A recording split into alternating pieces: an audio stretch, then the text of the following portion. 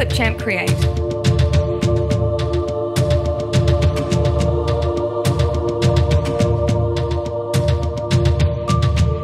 Clipchamp Create.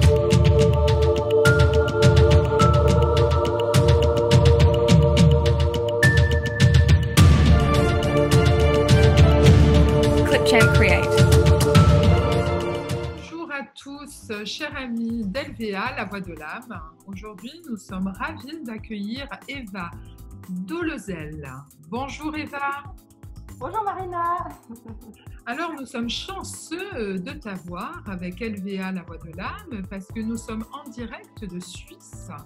Et je vais permettre aux spectateurs, en tout cas de France et aussi des alentours, de partager ce moment et ces échanges avec toi, Eva. Et merci. Merci beaucoup à vous. Alors, Eva, vous êtes enseignante dans un lycée à Genève où vous pratiquez en tant que professeur de sport, mais pas que.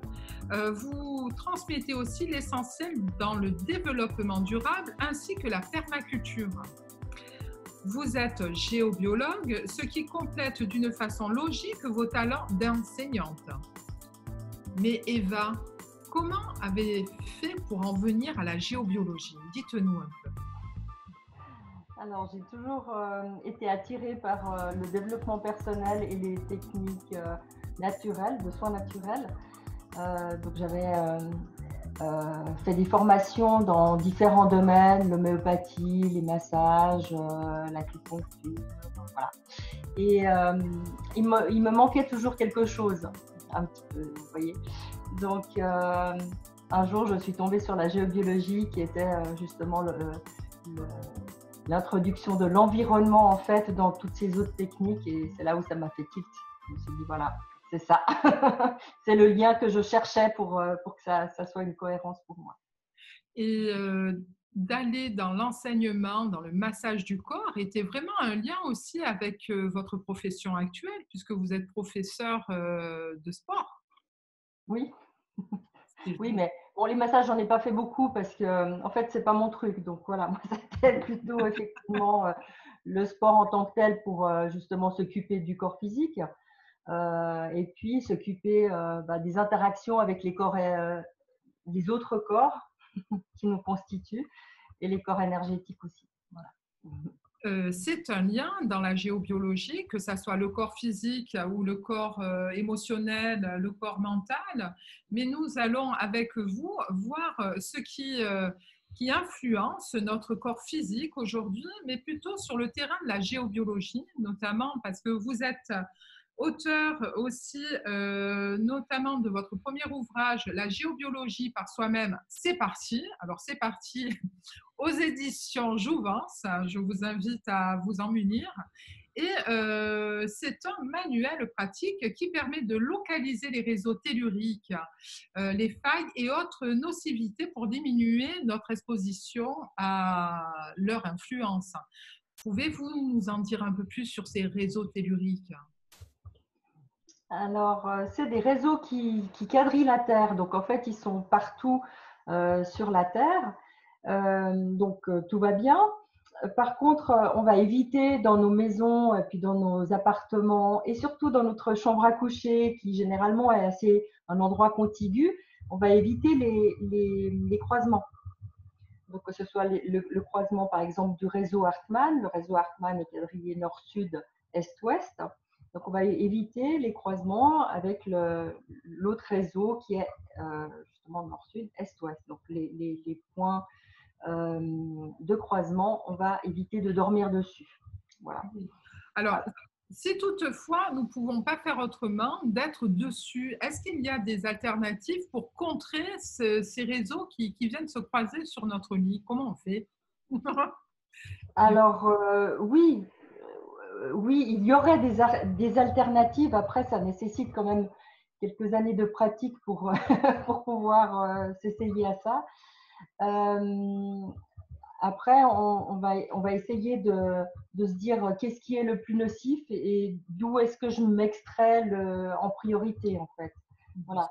Donc, je dirais que par exemple, si on a une circulation d'eau souterraine dans une faille, la priorité, elle serait peut-être à ce niveau-là. Donc, dans un premier temps, déjà déplacer le lit pour ne pas se trouver à l'aplomb de cette nocivité. Oui, d'ailleurs, vous dites diminuer de 60 à 70% notre exposition électromagnétique, et ce par des gestes simples.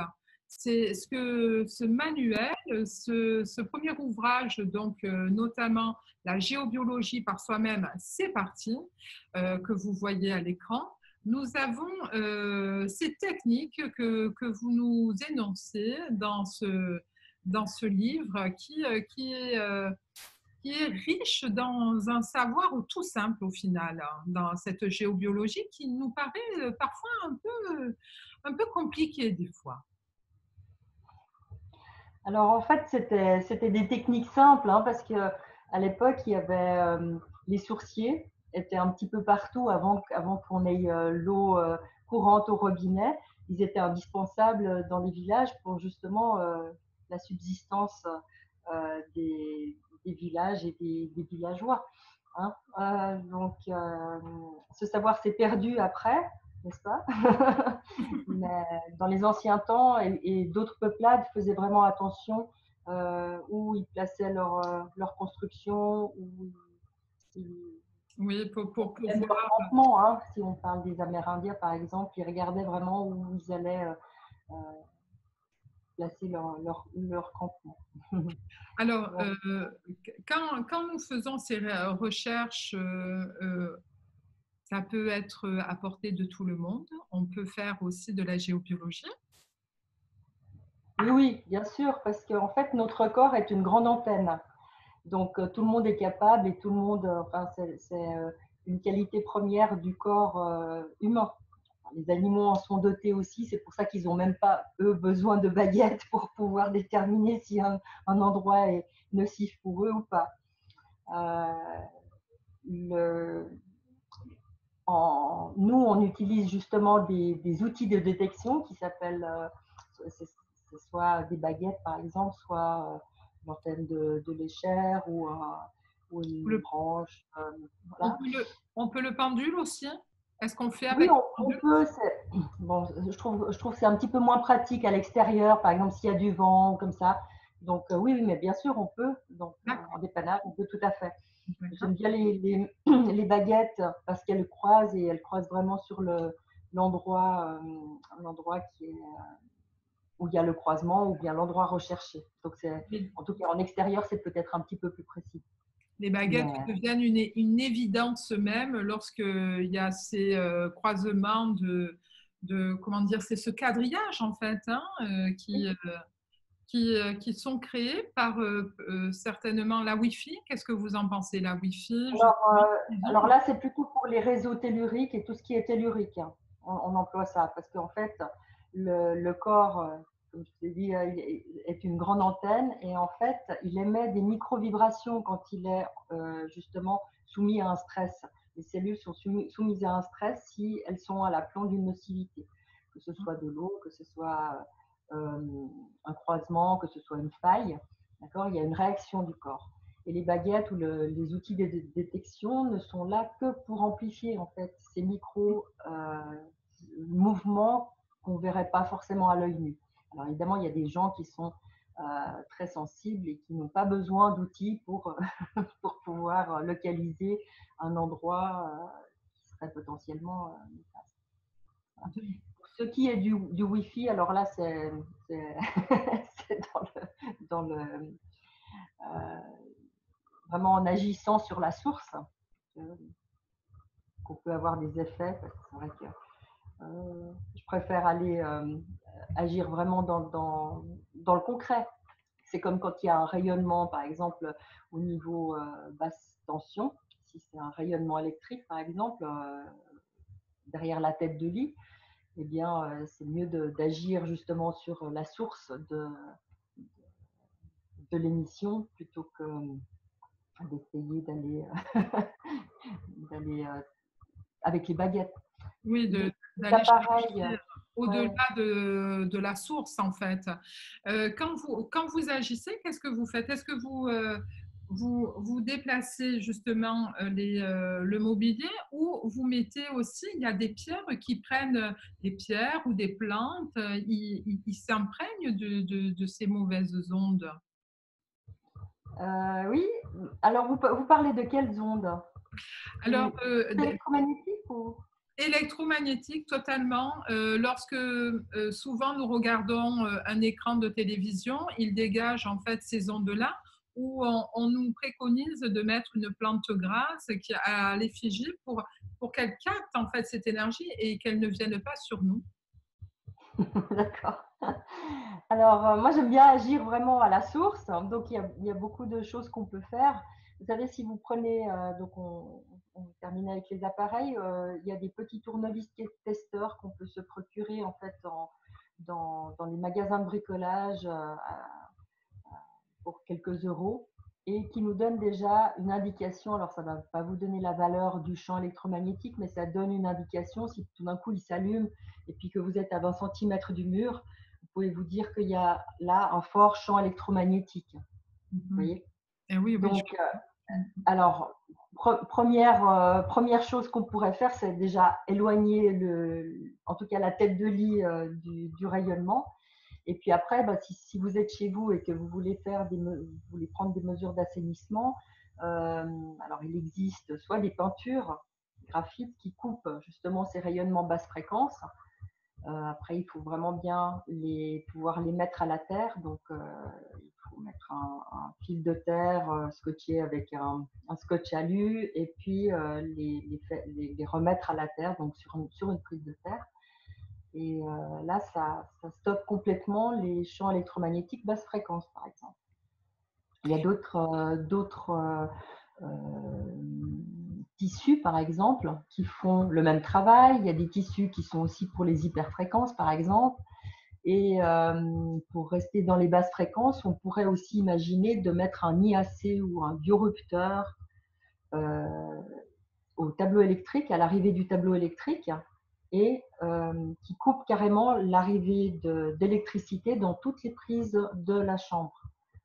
Donc, si aucun appareil n'est branché sur ce circuit-là, automatiquement, il va se mettre en veille et du coup, vous n'aurez plus de champ électromagnétique qui rayonne autour de votre lit. Tout cela, nous l'avons dans ce manuel, d'ailleurs, que je vais vous montrer à l'écran. La géobiologie par soi-même, c'est parti. Voilà ce petit manuel avec des gestes simples. Vous allez pouvoir découvrir d'autres utilités que nous pouvons prendre, acquérir sur ce manuel pour notre mieux-être dans nos maisons, mais pas que, parce que nous avons aussi des champs magnétiques qui parcourent notre corps, puisque tantôt, vous l'avez dit, nous sommes à plus de 70% d'eau, donc nous sommes influencés par ces réseaux qui sont autour de nous.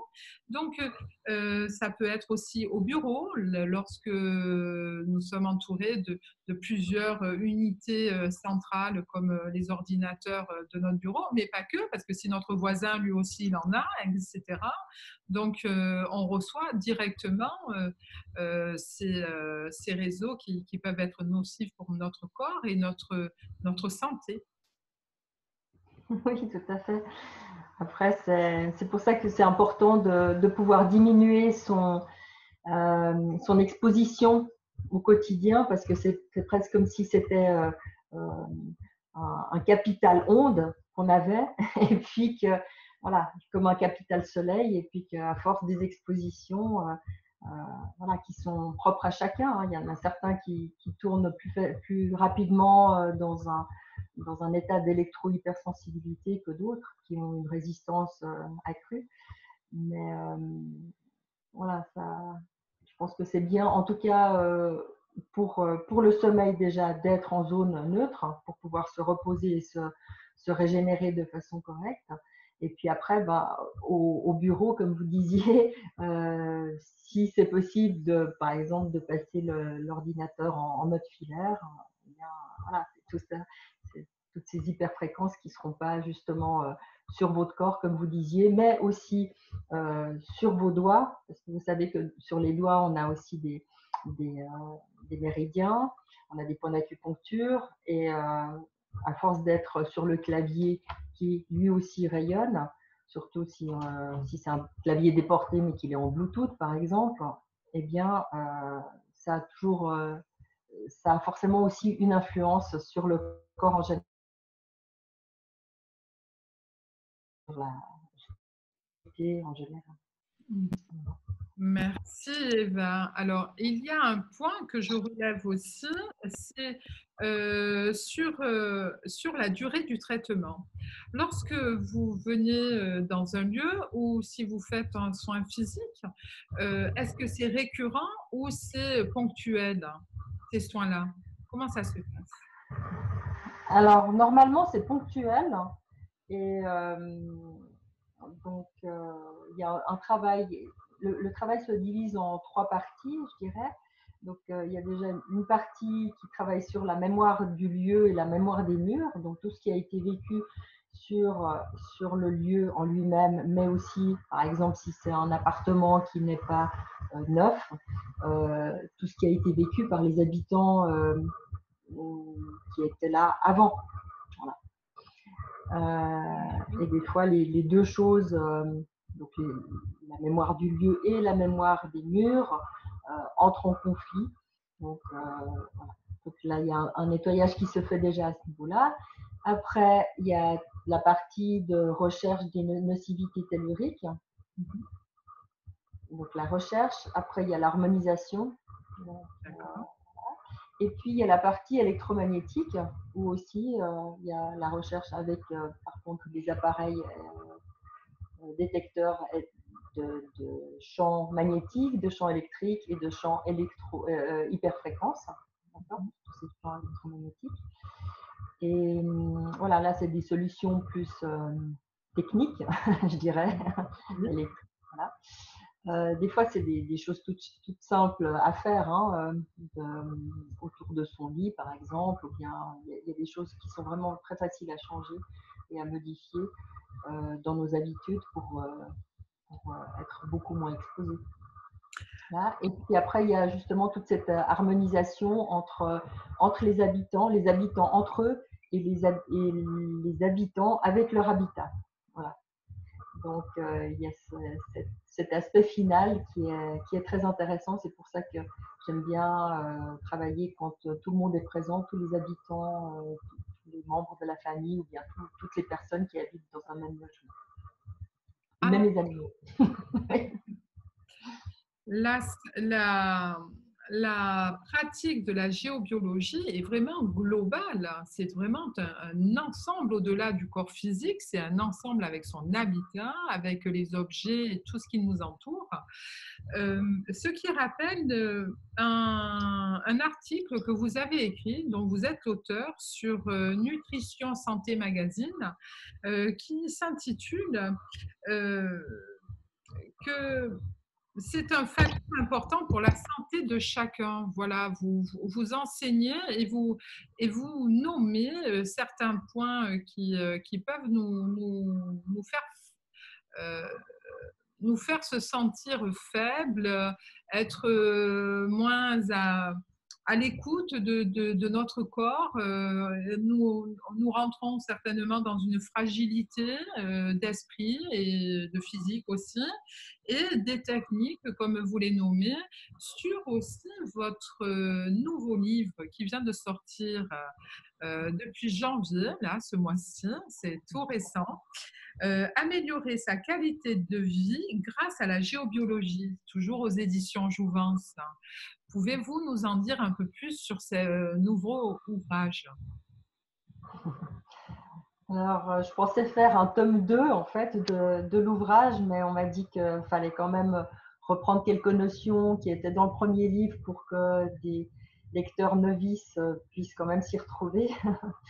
Donc, il y a le résumé des réseaux qui sont déjà nommés et listés dans le premier, mais il y a aussi les réseaux horizontaux qui coupent en fait le plan au niveau horizontal, qui ne sont pas juste verticaux. Et surtout, il y a j'ai développé un petit peu plus les hygiènes de vie parce que je pense que la vie est faite de plein de petits cofacteurs en fait qui ont une influence sur notre santé. L'environnement en fait partie et puis a une grande importance de nos jours aussi avec tout ce qui est toutes les pollutions, tout ce qui est pesticides dans l'alimentation, dans les métaux lourds dans l'eau par exemple, ou bien les résidus médicamenteux, etc. Donc voilà, je pense que la santé vraiment de nos jours, c'est vraiment il faut agir sur beaucoup de domaines différents pour je pense, avoir un bon équilibre. Et la géobiologie, justement, en fait partie parce qu'elle touche l'environnement. Donc, du coup, on est vraiment là-dedans en grande partie. L'environnement extérieur, comme ce que nous mettons aussi à l'intérieur de notre corps, est vraiment bénéfique pour notre bien-être et notre santé. Et c'est ce que vous avez écrit dans vos ouvrages, et notamment améliorer sa qualité de vie grâce à la géobiologie. Merci. Alors, je rebondis sur ce que vous me disiez. À l'intérieur, mettre à l'intérieur, effectivement, il y a aussi tout ce qui est des pensées, des émotions, et voilà, où le travail est important à faire aussi dans le tri, parce qu'on sait que les émotions et puis tout ce qui est pensée a une grande influence aussi sur notre qualité de vie. Et après, il y a aussi un petit article, un chapitre, un sous-chapitre sur les ondes et les enfants, les ondes à l'école aussi. Et voilà. Donc, pour que les enfants qui sont petits, parce que c'est eux qui sont le plus exposés maintenant et qui sont vraiment concernés, puissent apprendre des gestes simples pour éviter leur exposition. Parce qu'eux, ils ont beaucoup d'années à vivre parmi les ondes, ce qui n'était pas notre cas à nous, hein, parce que les ondes sont assez récentes pour nous. Eva, merci de ce partage avec LVA, La Voix de l'âme. Nous sommes ravis d'avoir pu échanger et que les spectateurs d'LVA puissent mieux vous connaître. Eva Dolezal, auteure de plusieurs livres qui concernent la géobiologie, notamment, je vous le rappelle, la géobiologie par soi-même, c'est parti. Ce sont des manuels, c'est un manuel qui vous permet de trouver des gestes simples et essayer de convenir une meilleure hygiène physique avec vos meubles de la maison. C'est une alliance avec le Feng Shui, Eva? Alors, oui, certains Feng Shui, oui. Après, je dirais que, en tout cas, moi, comment j'emploie le Feng Shui, c'était plutôt pour redynamiser la maison après le travail de fond, je dirais, sur tout ce qui est tellurique et électromagnétique, parce que je pense que c'est important de résoudre ces deux points-là avant de parler de circulation d'énergie. Et pour qu'effectivement l'énergie puisse circuler correctement, il faut, pour moi, je trouve que c'est important de mettre d'abord ces deux piliers en place pour que tout puisse se passer bien et circuler comme il faut. Merci Eva. Merci beaucoup Marina, merci à vous téléspectateurs, merci LVA. À bientôt et bonne santé à tous.